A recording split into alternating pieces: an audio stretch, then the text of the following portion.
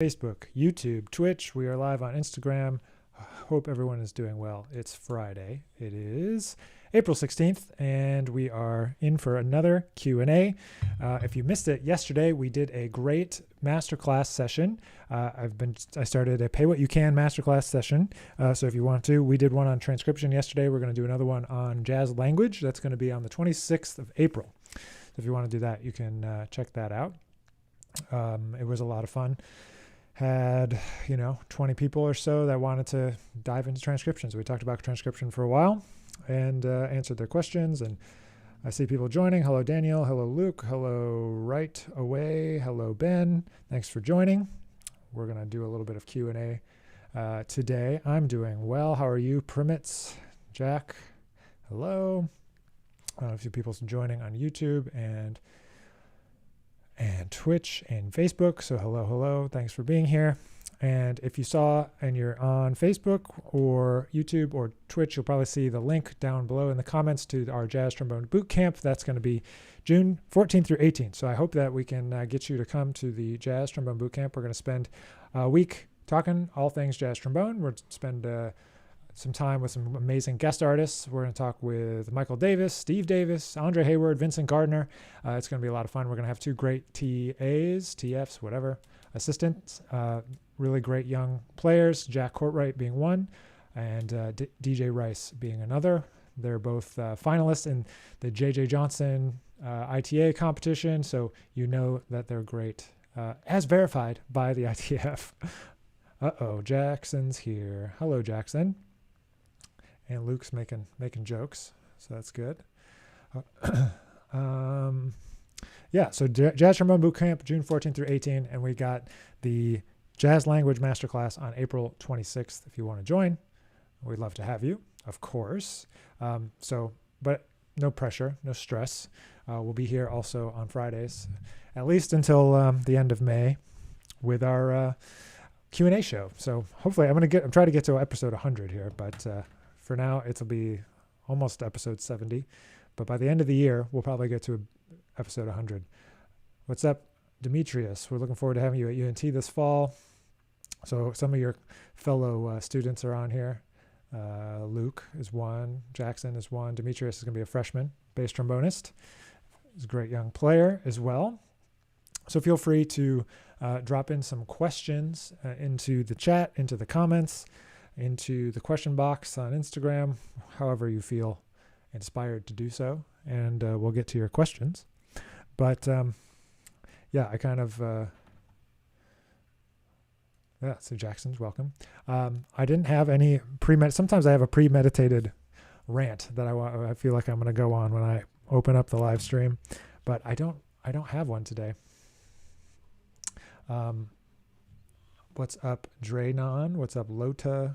Gammo, some of these names I can't pronounce, so I apologize for that, but thanks for being here. Let's see, Brian has a question from YouTube, so we'll jump in there. It says, do non-trombonists ever transcribe trombonists? Ooh, loaded question. I don't know. You'd have to ask a non-trombonist, I suppose. I mean, I think the answer is probably no. I would say that's sad, but I think, it's just reality that they think that other instruments might get them more benefit. I don't know. But I think that there's a lot to learn from the clarity of J.J. Johnson or Curtis Fuller or, just that like melodic clarity. I think that there's a lot, there's a reason like trombonists are great arrangers, like Slide Hampton, like JJ, there's like something about playing the instrument, I think, and something about like being in the middle of the big band, and that there's like a musical thing that you just can't get quite without being aware of it and kind of like transcribing trombonists. Like there's a certain level of melodic clarity. Like think about like Bob Brookmeyer, for example. Like his melodies are so interesting. Think even throughout the range of his career, not even just like at the end where he was composing more stuff that was maybe more abstract. There was like so many tunes. He played with Clark Terry, all that whole time. So, there's a lot to be learned from trombonists, whether they're valve or slide trombonists. I think it doesn't matter that much. It's still a trombone in my book anyway. So I don't know. I think probably not, but I think that they should.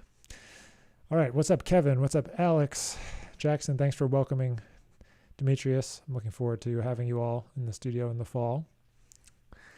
Okay, Luke asking a question, and then I see Jack Courtwright's question. Everyone's here. All right. In the theme of book giveaways, what's been a recent read that you feel impacted by? Man, this is super nerdy, but I read this book called Fooled by Randomness. Is a book that I just read. And it's by Nassim Nicholas Taleb is the guy's name. He's an investor in New York. And it talks about like stats, like statistics. And it talks about like, what do you call it? Probability. And it talks about like applying it to the real world. So that's been pretty interesting. It's very, very nerdy though. So if you're like me, then you might enjoy this nerdy book.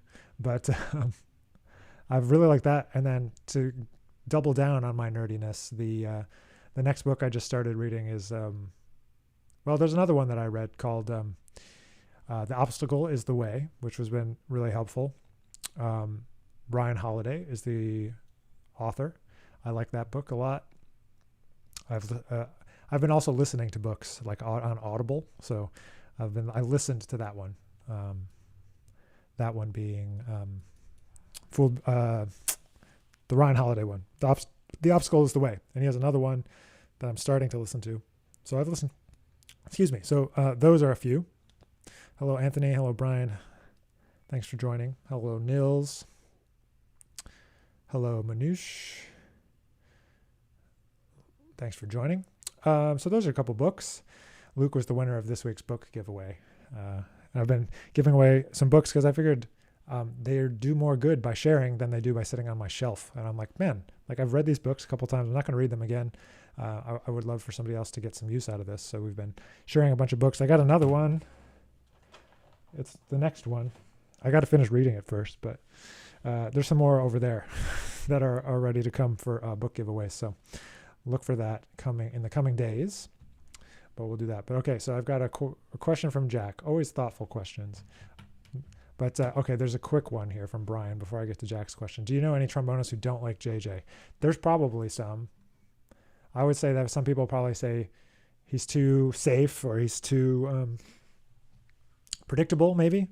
And those things might be true, but you're allowed to not like people. There's people I don't really care for. You know, they're playing. I mean, like they're not my favorite, but you can't be everyone's favorite. And I'm sure there's people that don't like my playing. So, you know, it's cool. It's all good.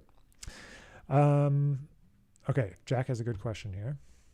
A jazz genie grants you 3 wishes. You can meet anyone, play in any band, attend any concert, etc. What do you wish? Assume normal genie rules, no wishing for more, but you can time travel. This is a well thought out question, Jack. My 3 wishes. Let me put that back up here so I can see it again. I think the first one is pretty obvious. I've always wanted to play with, maybe it's not super obvious, but I would have wanted to be in the Jazz Tet with Benny Golson and do that, play that music and play in that style and at that time. So I would time travel to the late 50s and 60s. And I think I would want to play with, I think I would want to play like with Wayne's band, with Freddie, with Herbie and Tony and Ron, like that, like Speak No Evil kind of era. And then also Art Blakey, 100% Art Blakey. Those would be the like 3 bands that I would want to play with.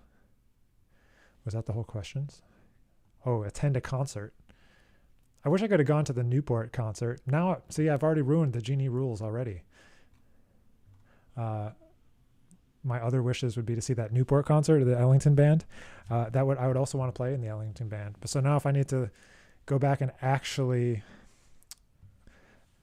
refine my 3, let's see. Art Blakey, Duke Ellington, and I would go with that Wayne Shorter band because that would cover a lot of the people like Herbie and Ron and Tony that I'd want to play with, and Duke Ellington. Yeah, there you go. try to cover all the bases with as few as bands as possible, right? Most efficient way to hit as many of my heroes as possible. Well, I guess there's Chick Corea too. This is a hard question, Jack. I'm abandoning this question. I can't do it. I can't do it. Hey, Anthony. Thanks for being here. You want to jam with Wycliffe? He's great. There's a jazz club in Long Beach called Spaghettini. Oh, yeah. Isn't that Dave Coz's jazz club, I think? Maybe not. No, he has a different jazz club. I don't know. Oh, Jackson has a question. Thanks, Jackson. I can pull it up on the screen when you do this. All right, let's get rid of Luke's question over here. So drop questions in on Instagram if you're joining us live. What kind of things do you do outside of the trombone to keep your body and mind fresh for peak musical performance? Good question. So a couple things. I like to run. I do like to run. Last year, I was doing more running than I have been recently. But I've wanted to do a marathon for a long time, but I have not signed up for one yet. But I did sign up for a 10K, but got canceled because of COVID. And so I rescheduled for mid-May. So I'm going to run that 10K. It's a trail run 10K in mid-May. So I'm going to do that. There's a half marathon on May 1st that I'm thinking about running. So I'm going to do that.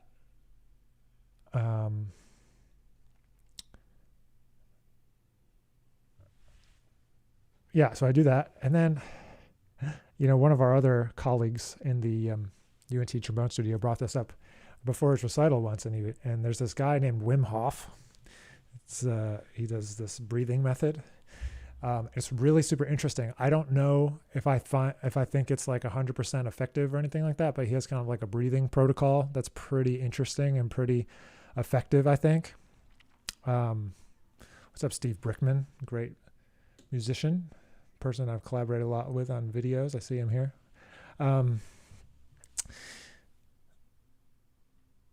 So those two things kind of for personal well-being. I've been journaling and writing, trying to write and journal and do those sorts of things.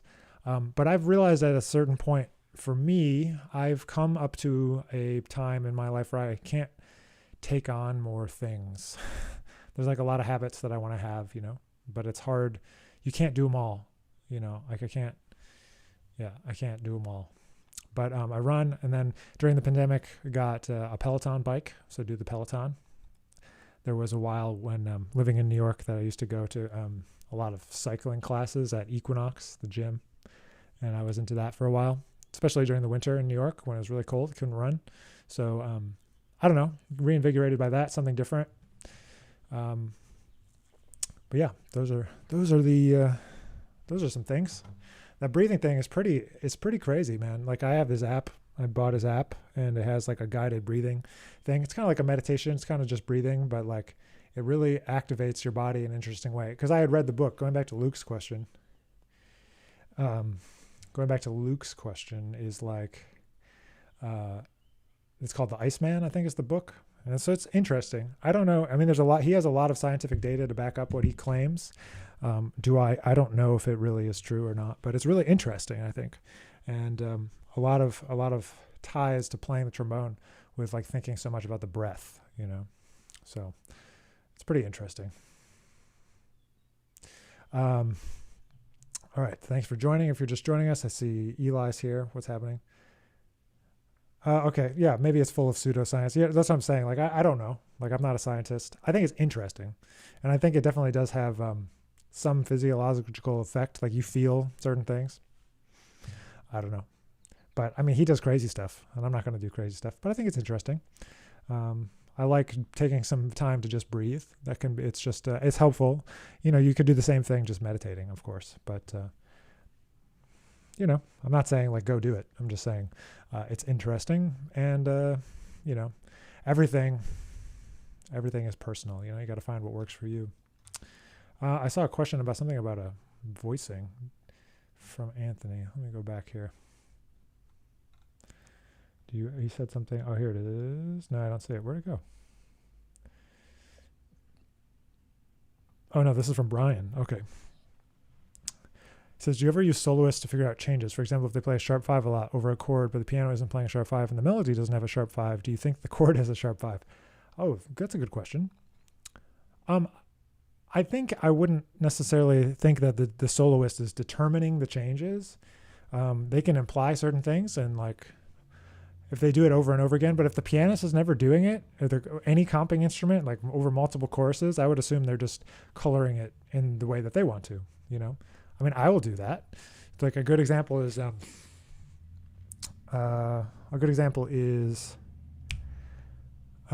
my tune, just so you can go find it really quick, is We the People, my tune. If you go find it on the record, Here and Now, you listen to it, there's a blues. It is a minor blues in the C sharp minor or D flat minor.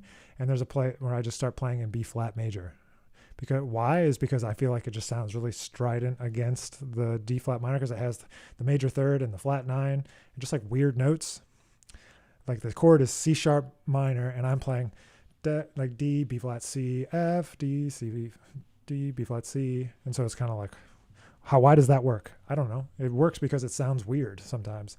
And so I would not always get the information. There's a lot of times, for example, in Sharp 5 in particular, there's times when JJ plays like an augmented whole tone kind of sound, and the change is not necessarily augmented whole tone kind of sound. So something. I wouldn't necessarily say that any soloist interpretation is the changes, which kind of leads me back to something that I've talked about before that I'll bring up again. That is like, something that really affected me, and this was in my improv class in my master's program, was Ben Wolf, great bass player. He talked about that there's no such thing as the changes. And I was like, oh, that's interesting. There's just the counterpoint between the melody and the bass line. And then everything else has like almost an infinite amount of, maybe not infinite, but there's a lot of ways to get from point A to point B with the melody and the bass line and that counterpoint. So when you start thinking in that way, it opens up a lot of harmonic possibilities. It opens up, like, yeah, maybe you could play a sharp 5 there, but you could also play something else. It's not one or the other. It's like a yes and situation, it's both. You don't have to decide. You can do both things. So I definitely would use the melody though. If something is in the melody, there's a pretty good chance that the chord change is related to that, for sure. Like the end of the first half of I'll Be Seeing You has a sharp 5 chord in it. So there's one. Let's see. Man, I want to play that tune now. I haven't played it in a while. Let's see. Demetrius is over here on YouTube. Hello. All right. Quarantine has turned life into a repetitive cycle for most of us, myself included. How have you tried to break that repetitive cycle? Nah, man, I'm with you. It's been the same cycle. I've been talking about this. At home, just kind of feel like, man, it's like every week is the same, and it's grinding, especially when you're used to doing something different all the time, as a freelance musician, touring musician, you're like moving all around, you're moving all the time. It's like you're not used to just sitting in one place. So for me, I've definitely tried to make sure I'm making progress on these kind of like long-term projects. Like I'm writing a book. Well, I'm writing like a real book, like with words, not just a music book. I'm working on a duet book as well, but just try to take the time to like make sure I do those things, because otherwise it's just like a freaking blur. I feel like I just released my record Cast of Characters in February of 2020, and then everything changed. Nothing is, it's like both tons of stuff has happened and almost nothing has happened. Everything is like almost exactly the same, in the micro, in the day to day. I mean, obviously we've been at school at least and been able to, still have lessons and YouTubes and big band and do some stuff, which has been good to have some stuff to do. But yeah, I don't know, man. I think it's a really interesting phenomenon that the more different stuff you do, that time seems to move at a different speed. I mean, that's like kind of philosophical, but like the more unique memories you make. I read this somewhere. I don't quote this as science or anything, but I definitely read somewhere that like the more unique memories you make, your perception of time is different. Your perception of time moving is different, and so the more unique memories you can make, the longer your life seems, and I could say like, yeah, when I've been busy touring, that year seems a lot longer because you're invested and interested in every day rather than like in this like quarantine life or whatever you want to call it. Like, it's just like every week almost seems like it's the same. And then you start measuring in weeks, and then you start measuring in months, and it feels like everything's the same, and you don't have any unique memories. You can't place things on a timeline anymore.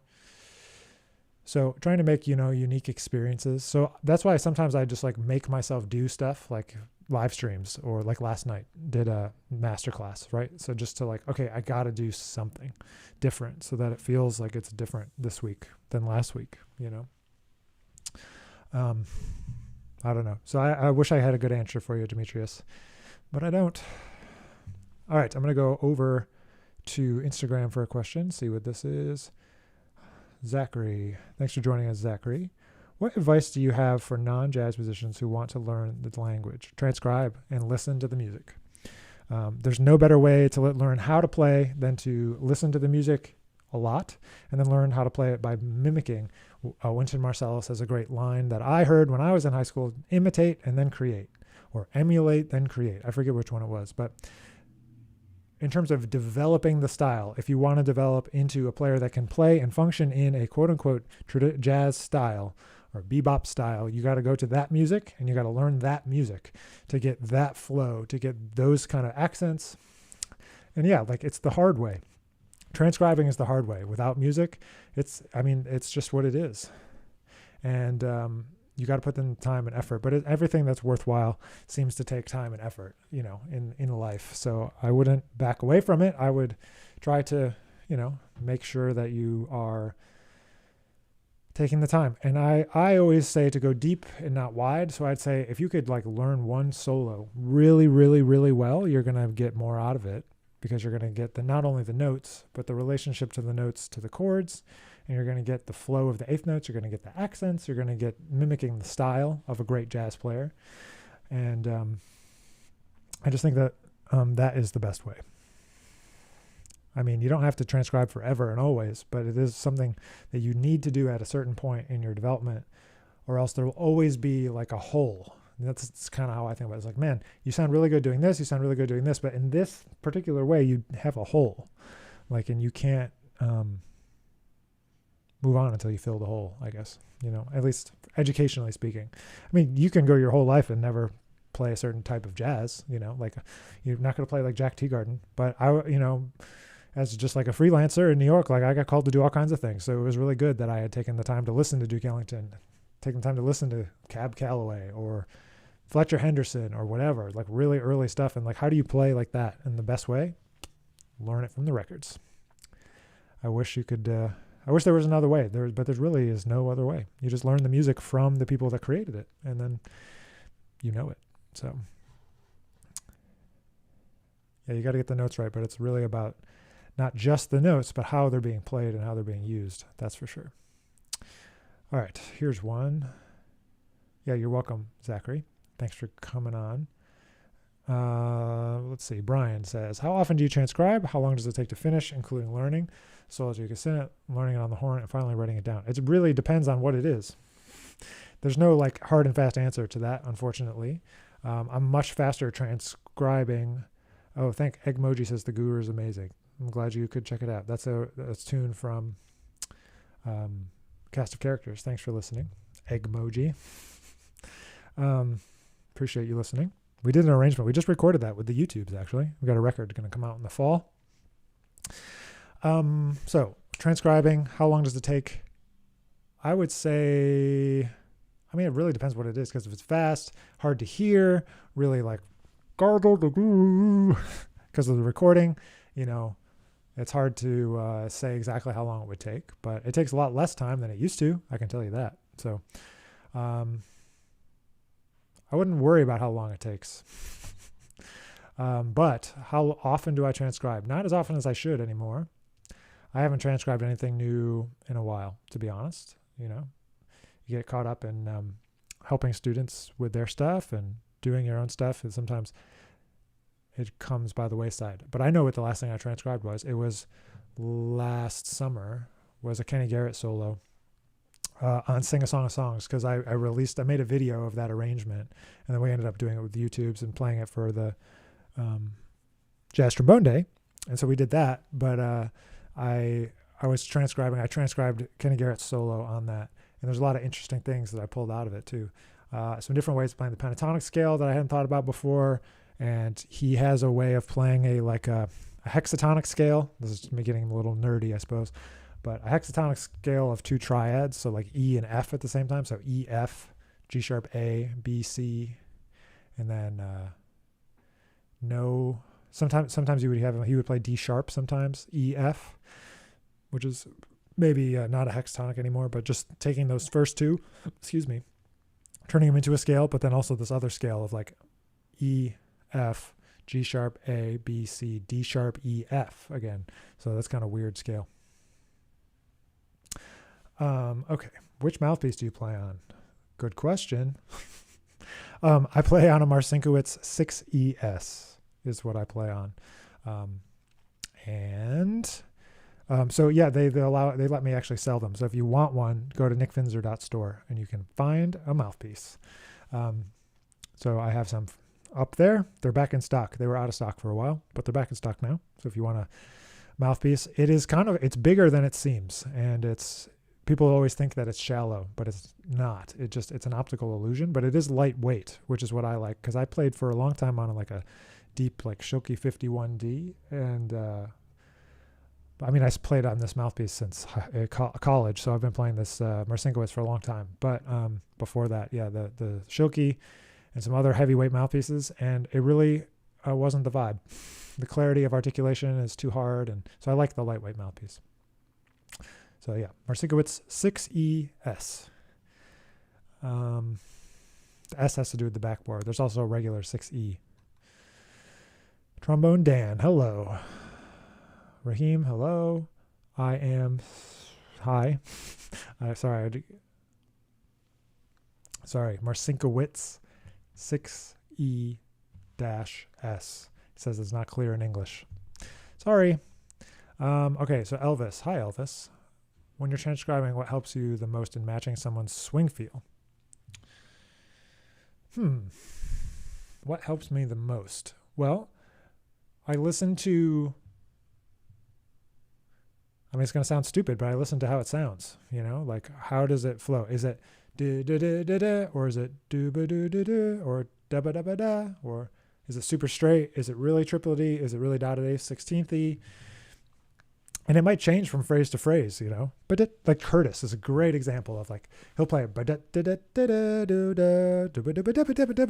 something like this. He'll go back and forth in the way it feels. So I don't know. You play it how it sounds. So don't worry about what it is. I think maybe that's the answer, is that you can't worry about what it is rhythmically, and just worry about what it sounds like, and just make it sound like it sounds. Try to just match, like record yourself along with it. See if you're actually playing it, Hope that helps. What are you transcribing, Elvis? Demetrius, do you think perfect pitch is attainable? Some people say it is, but I can't say because I've had it for as long as I can remember. Well, I think it is. If you really, really want to have it, you can remember pitches, because the way that people describe it to me, and maybe Demetrius, you can speak to this, is that it sounds like a memory. Like when you hear it, you just know what it is because you remember. Like it sounds like, just like that's yellow. Like you're like, oh, that's an A. Like you just know because you recognize it, right? So it's the same way, because as I've developed, you can recognize certain chords. Like I'm like, oh yeah, that's an E flat 7 chord with a G triad over the top. It has a certain sound, right? Or something, certain different sounds like stick out in your head as like a memory, like you remember them in conjunction with something else. Maybe like how it sounds on a recording or on a tune you played before. But I think it is possible to develop it. At Juilliard, every class in our oral skills training, they would have us sing an A. I don't know if I can do it. I think it's la, but I don't know. I don't have a pitch reference. My keyboard's not on. But we had to do that every class. So then once you got one note, then you can kind of go from there. I don't think I was close. But we had to do it, and they had to sing a la. So every day they'd be like, sing a la, sing a la, sing a la, and then they would play it and be like, okay, gah. And so it was like developing a memory. So I think it's just like a muscle memory, just like anything else. So it can be developed. Don't buy any of these I see people that are advertising like these courses, you know, just be wary of people trying to do stuff like that. You never know what they're doing with these, like, get perfect pitch in 3 weeks and whatever. But the earlier on you start playing music, the easier it is to get the perfect pitch. It seems like people who play piano and violin from like age 2, 3, 4 tends to be able to develop that pitch recognition. But some people have it crazy. Like they can pick out the frequency. Trumpet player that I play with a Cohen's group, Nadia Nordhaus, she has like almost like perfect frequency, and she can say like, oh, well, that's like 6K, you know, or whatever. I'm like, whoa, you know, how do you do that? Robert says that was an A. Maybe it was an A. Maybe it was close. So yeah. Oh, I see lots of questions here. Sorry, guys, I'm scrolling through. Let me go down and see what people are saying.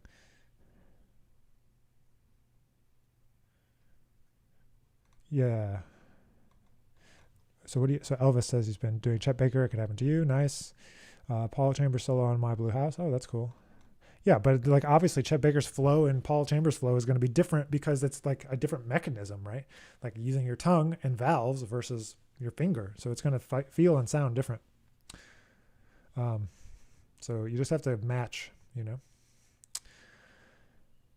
Cool. People talking about Curtis Fuller. Wonderful. Yeah, I love that. Brian, how have your music taste changed over time? Is there music you liked in high school that you don't like anymore? Is there music you didn't like in high school that you like now? Yes, I think that's definitely true. Definitely, for sure. I mean, I think when you're younger, you're more into flashy stuff. I'm more into like subtle things now. Like I like when something is subtly interesting, and I try to write tunes that maybe have these hidden kind of subtleties to them. And that's something that I value in music, is being subtle and being slick and being adventurous. And there's some free music that I like now that I didn't used to like, for sure. I mean, there's stuff I've always liked, but I used to be into the jam band kind of vibe scene, brass bands and stuff when I was in high school. I'm not super into it now. I think it's fun, but I think that there's other music that's more creatively interesting. It's not that I don't like it necessarily, but I would say that it's just like not a focus of what I listen to. But any like Soul Live, Medeski, Martin Wood.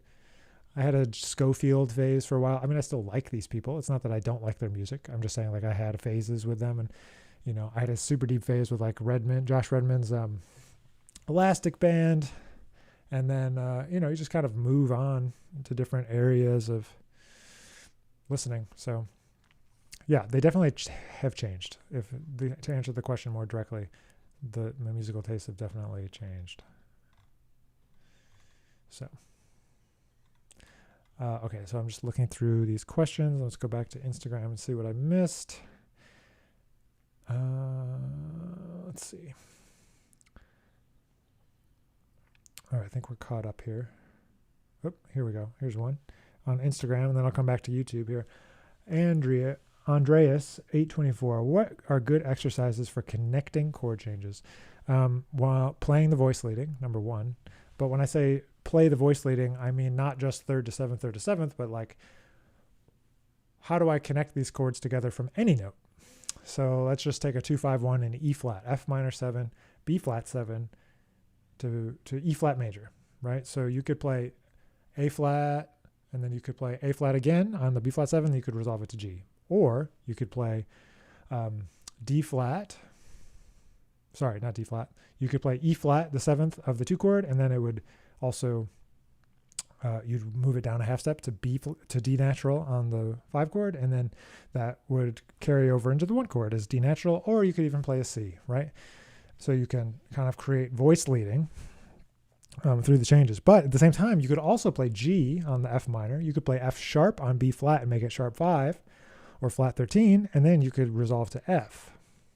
So going beyond the normal ways. So what I like to do is sit at the piano and just find different pathways through the changes that show us the voice leading and that show us the sound of the changes without only playing the same thing that everyone's been told. So the next exercise is to walk bass lines. So maybe you don't need to think about, oh, this needs to be a bass line, but like you need to be able to play quarter notes directly through the changes. That's how I think about it, playing quarter notes all the way through. So maybe it sounds like a bass line, but it doesn't have to have the same effect as a bass line. You don't got to stay in the low register all the time. That's what I'm getting at. So you create lines that are based on quarter notes that kind of connect the changes together. And once you can do it on a consistent basis with quarter notes, then you can start doing it with eighth notes. So that's my process there for connecting chord changes. And then to connect them together is like you want to play in one direction through the whole way. So if we go back to our example, and I should just get my trombone, but play up from F, G, A flat, F, G, A flat, B flat, and then we're on B flat 7 after 4 quarter notes. So then I got to go, okay, now D, F, A flat, B flat, and then I can go C, D, E flat, F, E flat, and then I've played a 2 connected ascending up to that chord, that E flat major from the bottom of the instrument, and it's gone in one direction through the changes. So that's what I mean when I talk about connecting the changes. So hopefully that helps. Hopefully that helps you. What's up, Steven? Thanks for dropping through. Appreciate that.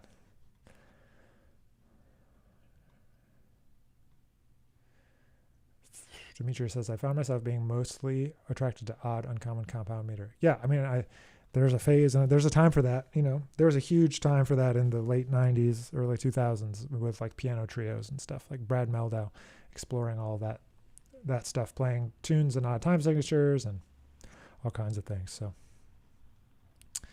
let's see, scrolling back here.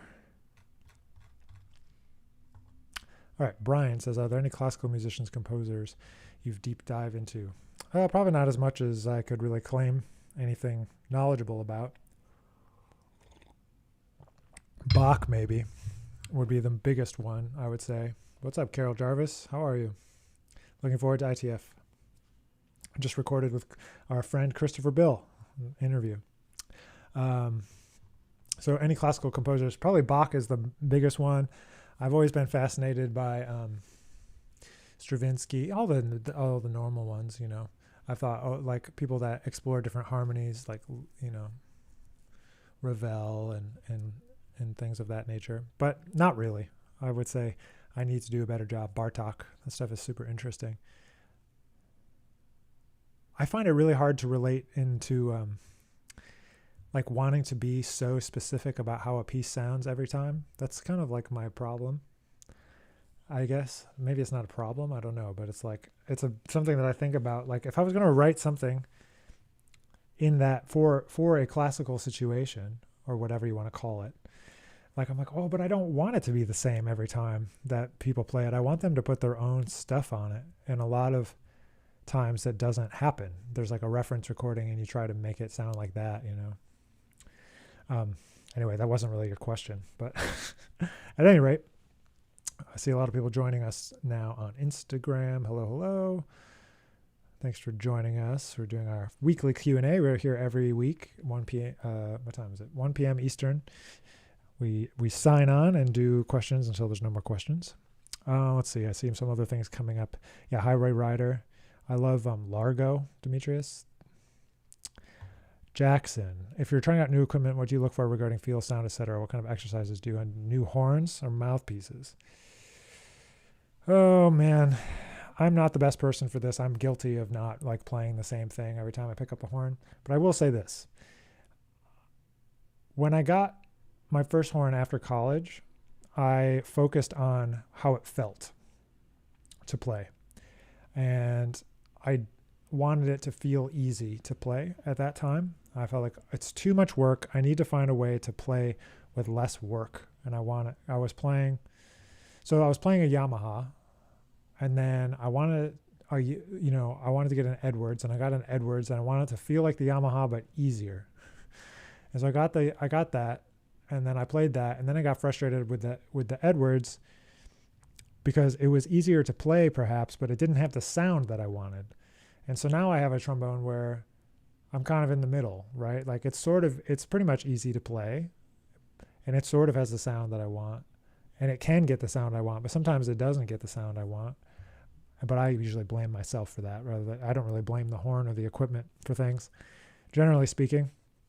But I go for the sound, man, just the sound. And if the sound feels like it's what I'm looking for at this point, I think that depends on how you view like equipment.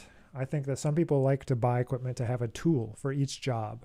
And in that case, you want that you want it to be easy and sound how you want it to sound for a job, right? Like you want a small board to do this, you want a medium board to do this, you want a large board to do this.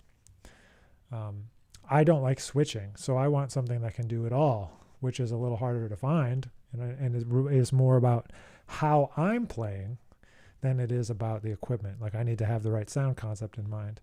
But I usually just play a tune to answer your question. I usually play something, a ballad melody, and then I might play like Donna Lee or something, just to see how I can get around. Is it nimble? Whatever. And then, you got to play something loud, something soft. You got to play something at the pedal register. Like, can I play like that arrangement that I do of single pedal of a rose, like which connects kind of from the pedal register up to the extreme high register. So I try to try out all those different kind of things. Those are the different things that I'm going to have to do when I go to use it in a situation. So that's what I go for. At this point, I go for the sound. At another point, I didn't do that, and I went for the feel, and then that ended up being bad. Bad in the long run, good in the short run. How would trumpet and sax improvisers change if they also had to tongue everything? It would completely change everything. They wouldn't be able to play what they play, and they would know our pain. Steve Teray used to say, he used to say something to the effect of like, you try that, but tongue every single note, because it would change everything. It changes what you can do. It changes the challenge of the instrument. All right, Jack, what would you rather listen to? Okay, hypothetical situation here. Michael Brecker sitting in with Louis Armstrong's Hot Five, or Louis Armstrong sitting in with Brecker's Quartet, and why?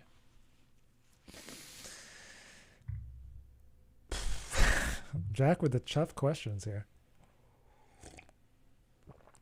Man.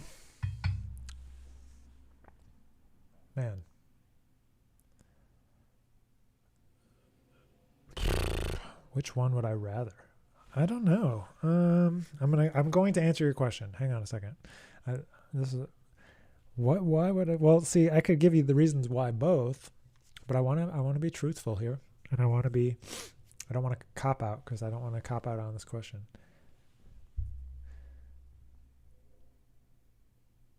I think it would be more interesting to hear Brecker with Louis Armstrong, because Brecker has the ability to say, how do I fit into this musical situation? And it would be interesting to see him fit into that musical situation and not play how he, quote unquote, always plays, and to see that restraint. I think if we had it the other way around, that the historical context you couldn't skip from what year, I forget what year Pops died, but he missed all of the last 30 years. That's for sure. And so he would not have the ability to even really deal with playing with the Brecker Quartet, like it would just be like not happening. So I think it would be more interesting to hear Brecker with Louis Armstrong than Louis Armstrong with Brecker, because I just think the latter would result in just like a bad situation where it was just like, oh, that he just sounds like a fish out of water, which But I think it would be more interesting to see how Brecker could get into the situation of playing with that other band, because I don't know. Like, I know Herbie could play like Lil Hardin, but like he could, but would he? It would be really weird. I like thinking this hypothetical situation. This is very interesting. But I don't know. That's my answer, I guess. All right. So here's one last call for any additional questions for this week. Of course, we'll be back next week. Same time, same place. I'm going to take a couple minutes. We do our monthly virtual studio class. So if you are enrolled in the virtual studio in any sort of fashion, and you're part of our Facebook group, you'll be getting a link in just a minute to do a session where you can play, and I'll give you feedback, or you can ask a question, whatever, in a less public format. But anyone that's a subscriber to the monthly thing, or if you buy one of the courses, like the rhythm changes course, like the blues course, like the diminished course, any of the stuff that's out there, you can be a part of those live streams. And one of them is happening in about 12 minutes. So we'll be doing that. So do you think it can be dangerous to consistently practice 6 hours a day, even if your chops aren't feeling bad? I think if they don't feel bad, I think it's fine. I mean, there's always a outside chance of developing an overuse injury. That's true of training for anything. You just have to listen to your body, listen to your body. If you're taking breaks, I think you're going to be fine. If you're playing 1 hour at a time for 6 different hours within the day, that's a lot different than playing 6 hours straight, But there's going to be times, if you're going to be a musician and you're going to be a freelancer, that you might have to play 6 hours worth of gigs in a day. So it's not unrealistic to say, that you have to do that. So you got to take care of your chops. You got to take care of yourself, in general. But I think that that's a good place to start. But I wouldn't say necessarily it's bad, just because. So, all right, I'm going to send you all off on you for a great weekend. Thanks for hanging out today, and we will catch you next week. Take care.